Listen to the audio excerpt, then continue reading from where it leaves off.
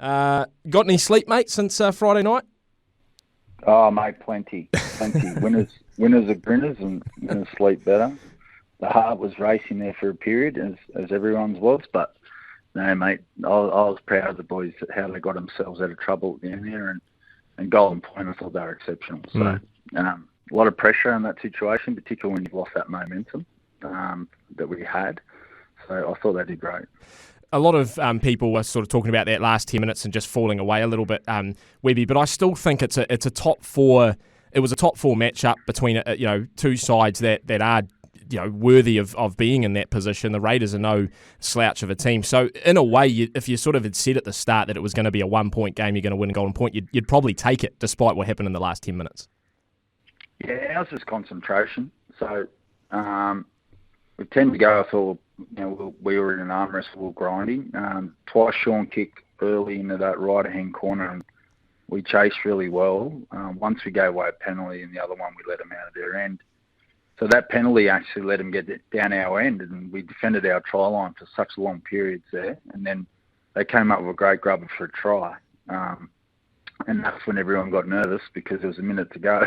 And they were full of confidence, and we were really worried. So I felt like we didn't fall away. Just thought we needed to concentrate better and be a bit more disciplined because we were trying so hard. We're so eager at marker. We gave away that penalty that we just got to be smarter there, and we could have closed that out a bit easier. I want to talk about Sean's kicking game, not just in that game, but sort of across the season, because he leads the NRL in kick metres. It gets us in such good field position, whether we've had a good sort of attack through the middle or whether we've struggled for metres. It seems to be Sean's kicking that puts us in a fantastic position to win. But I guess people looking at it, Webby, sort of see that Sean is really the only kicking option at the moment. Is that something that you're keen to try and incorporate into whether it's Luke's game or Tamaidi's game to just sort of take a bit of pressure off Sean? Yeah, I think we're it's hard when you're two right foot kickers. So on the left side of the field, it's really hard to kick simply because they kick pressure you so well from that side, and your angle's really hard to kick from. But in saying that, Luke's and Tamati have got a really good, I call it like a punch, a kick where you can kick down that corridor of theirs and kick it low and hard and into the corner. And all we want them to develop is that, maybe once or twice a game when the fullback starts sitting on Sean's kick, that they can call for the football, like an overcall, and then just punch it down that corridor. So you don't need to do it 5 or 6 times a game. Once or twice is enough, because that starts making the fullback nervous that, hang on, there's 2 options here. And when they do start sitting on Sean, that could be a really good play for us. So those 2 boys have got that in us. We just got to keep practicing it and just give them the confidence to use it more. Tohu over the last couple of weeks, like we know how much he brings, leadership-wise, his effort, his work rate. I think he made 50 tackles on Friday night, just such a stalwart in the middle. But he seems, just over the last couple of weeks, to be getting those sort of longer breaks, and look, he's got more bandages on him than the mummy at the moment. Is that something you're managing over these sort of next few weeks up into finals? Will we maybe see Tohu get a little bit more time on the interchange to just rest him up a bit? Well, we always wanted to give Tohu a break. We never wanted to play him for 80 minutes continuously, but just with all our forward injuries, that one we were getting in the middle of games, and also our forward pack that we had available. So, I mean, everyone's built differently. So the players that are currently getting picked and have come back into the squad, they've all played big minutes, huge minutes. So we don't need Tohu to play the 80. I think there's going to be a time where we're like, okay, Tohu, sorry, mate, you're on today. But it's not like that at this situation. We bring back Jazz Tavunga into the mould. Like, he should be back next week or the week after. And if that's the case, there's another guy who can play big minutes. So, excuse me, I just sneezed. But we just got to, we're going to be mindful that we don't need to do that with Tohu as much as we used to. Is that part of, I guess, Tohu just being a little bit older and the legs just being a little bit more tired? Like, is he telling you I can if I need to, or is it, I guess, managing where he's at in his career as well?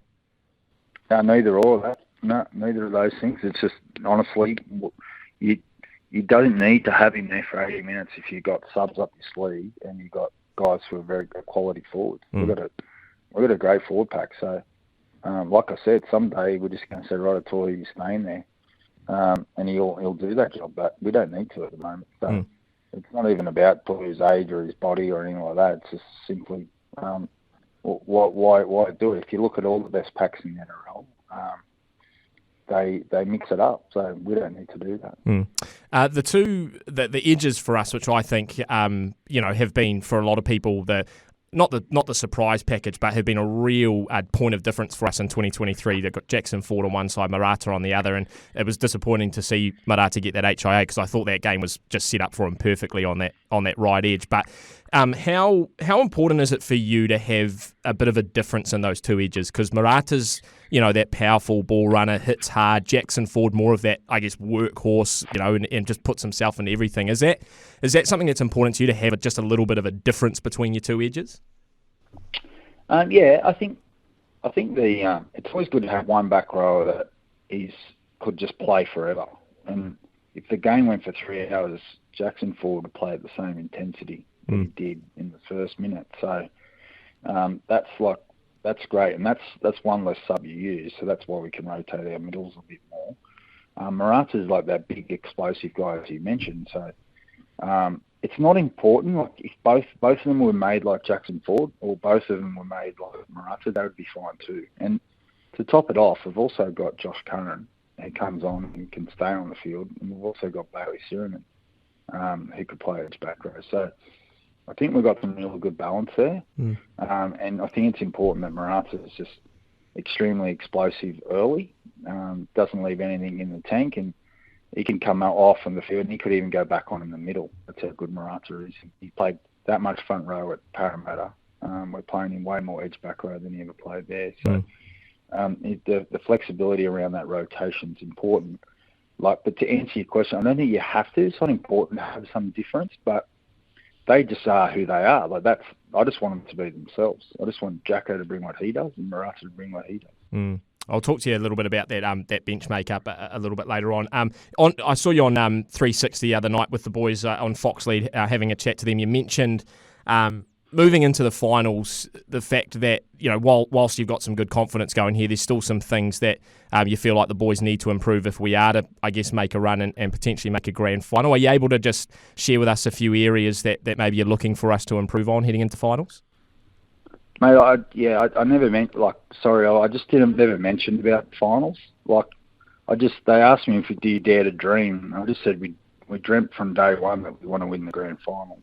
And of course, you got to make the finals to win the grand final. I understand that, but our focus is just simply on improving each week because we've got so much improvement in us. And we've spoken about if we do want to be successful, we've got to knuckle down and fix some things now.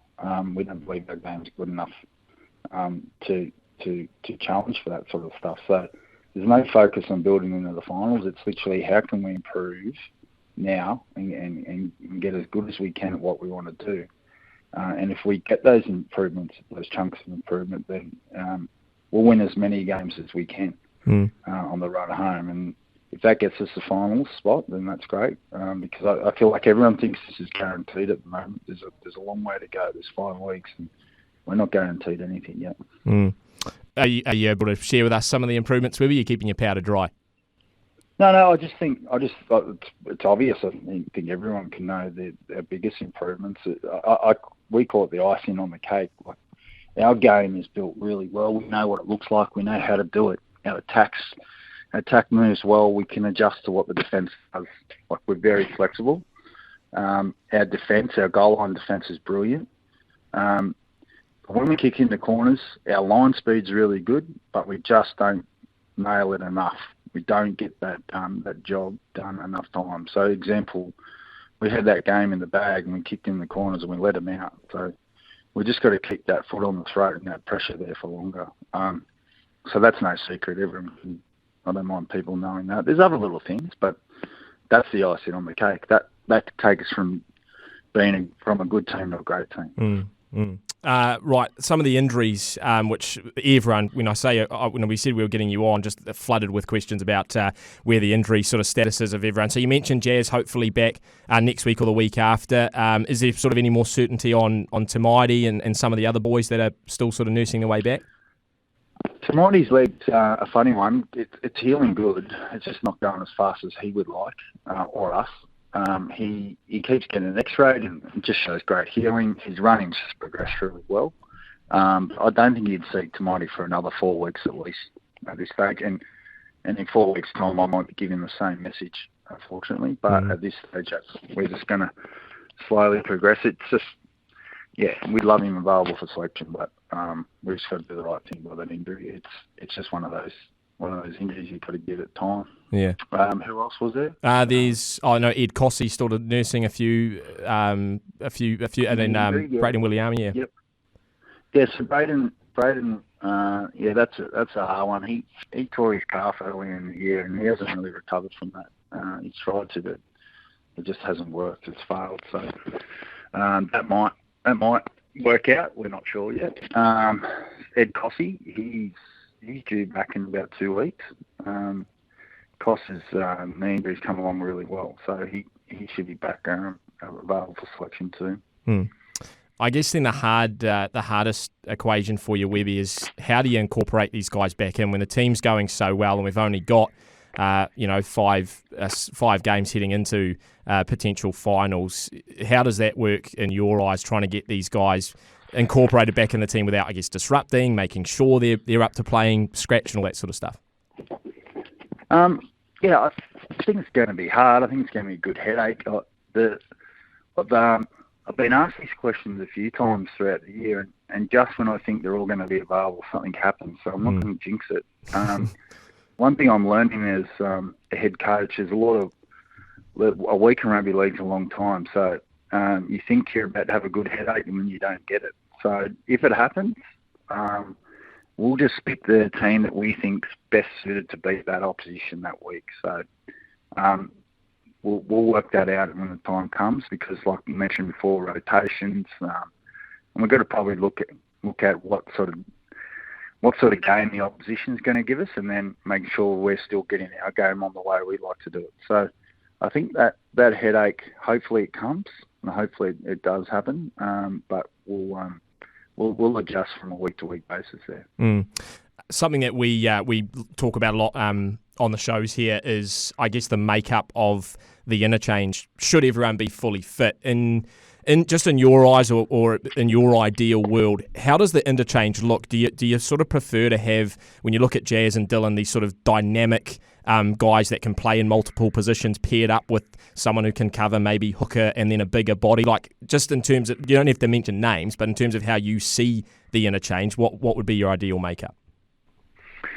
Yeah, so I think we've got such a good backup in Freddie Lussick as a 9, and if something were to happen to Wade, Freddie would always be your best replacement. But that's kind of, if nothing happens to Wade, then you kind of you don't. It takes you two subs to get Freddie off the field and then to put Wade back on it. So that's a difficult one. So if Freddie doesn't play in that 17, and you don't pick him on the bench, it's good to have someone that can play a little bit of 9 for a 10, 20-minute period, and I think that's Bailey Sheridan and Dylan Walker. I think they do that really well. Jazz has done it in the past if he's available.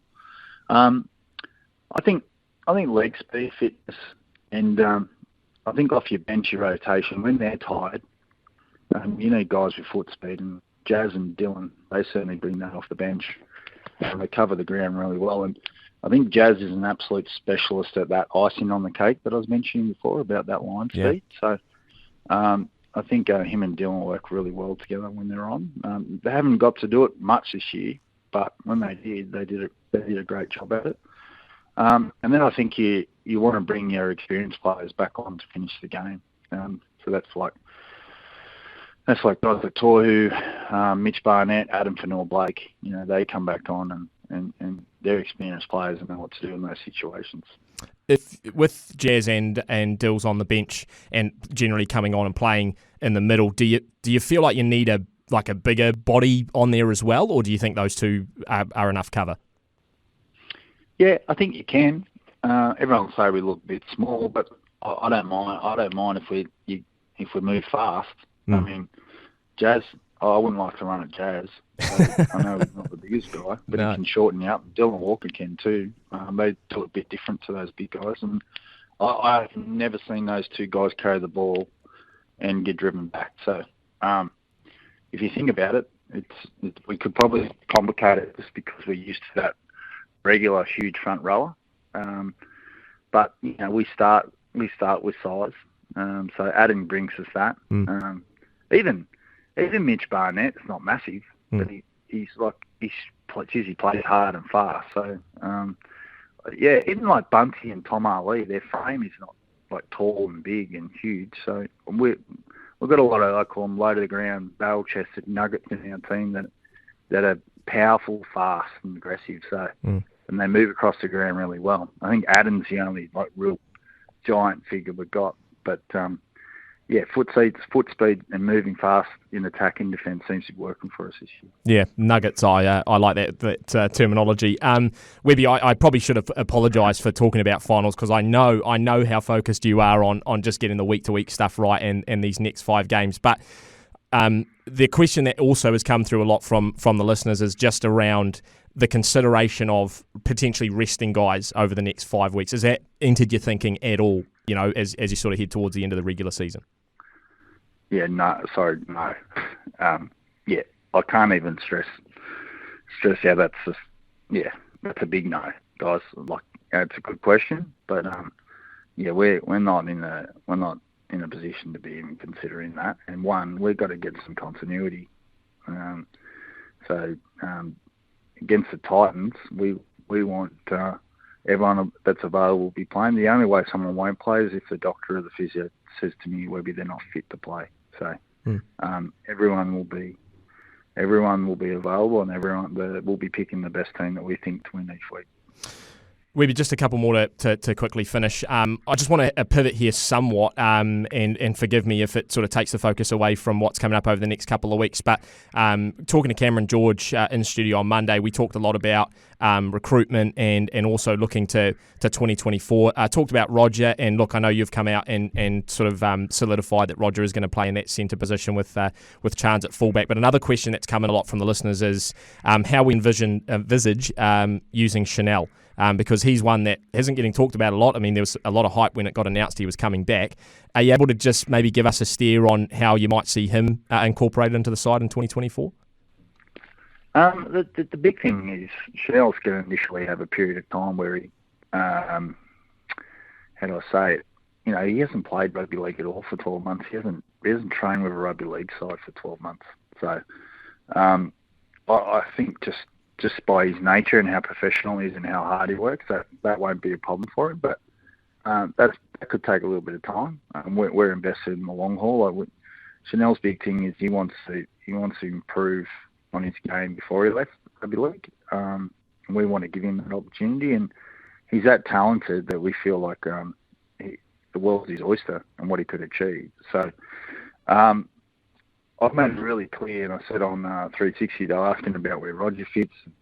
Like that, I'll pick the best 17 players that will win us a game, and I'm not ducking the question. What I mean by that, like if that's Chanel at 6, if that's Chanel at 7, 9, 1, even if he plays number 14, if he's doing everything right, Chanel will be in the 17 somewhere. If it's not the best thing for the team, and he hasn't earned, like anyone, every single player's got to earn their spot. So if he hasn't earned it, then he won't play. If he's doing everything right, which I think he will, he'll earn his spot. And I think we've got 3 or 4 other players that will be fighting to do the same thing. So competition's a really cool thing for us next year. But we've got that same competition battle right now, which is really good too. Yeah, it's a great headache to have, as you mentioned before. Webby, there's been a lot of chat from the players about just how inspiring you've been to them in 2023, as well as some of your other coaching staff. I wanted to ask you, who inspires you, Webby? Who's the inspiration, the motivation in your life? I'd say my family. Yeah, I'd say my mum and dad, my brother and sister. I think mum and dad, just the way they treat people. Their work ethic and what they instilled in me has been a huge factor in my life. Yeah, I think people talk about inspiration at our club currently. Like we've got a really big mix where we've got good people, who want to work hard, that's a pretty good formula. So that helps us buy in and achieve what we want to do. So I feel like Mum and Dad have inspired me to be as close as I can to that, to be a good person and work hard. So if anything's rubbing off, it'd be from my parents, I'd say. Yeah, no, that's awesome, mate. A lot of questions as well asking you to sign a lifetime deal. Someone's also asked here to if you'd consider running for Prime Minister. There's an election this year, Webby. So if you want to throw your name in the hat, you're gonna have to get to that pretty quickly. But just sort of on that, mate. Young Max is only a couple of months old now. What do you have to wait around 17, 18 years, and then you can do what Ivan did and maybe coach him for the Warriors? Is that a dream? Yeah. Yep, I'm an old dad. I started late in my career, so I've thought about it. I think I'll coach him for like 5 years, from like when he's 18, 23, and then I'll hand the reins over, and then I'll retire. I'll be probably as old as Wayne Bennett, which is not a bad gig. Hopefully with a grand final ring as well with the both of you. Just finally, Webby, and it's a little bit silly, but once again, the listeners they want to know if we can wade in to the Warriors or the Wars debate, mate. When you're behind closed doors, is it the Warriors or the Wars? Do you know what? We are so flexible. I cannot begin to tell you how many text messages I sign off with "Go the Wars." The boys say the Wars a lot. I think if I ever reference the Warriors, Go the Warriors, it would be probably for people who don't understand the Wars, because it's very New Zealand based, that one, and I love it. But no, we're very flexible. We buy into both as a group. That's for sure. But there's plenty of Go the Wars. There's certainly a lot coming. I love that question. It is good, mate. It is good. Hey, Webby, look, we've taken up so much of your time, mate. I know you're a busy man. You've got to get back to your young one and enjoy. I don't know if you get any time off, mate, during a bye week, but at least you can, just not stress for a weekend, hopefully. But really appreciate you jumping on, mate. We are all very excited as we approach the end of the season, hoping that the team continues to ride the high, and we're looking at some good finals football ahead, mate. So thanks heaps for coming on. Awesome. Thanks so much for having me. SENZ. It's Kiwi for Sport.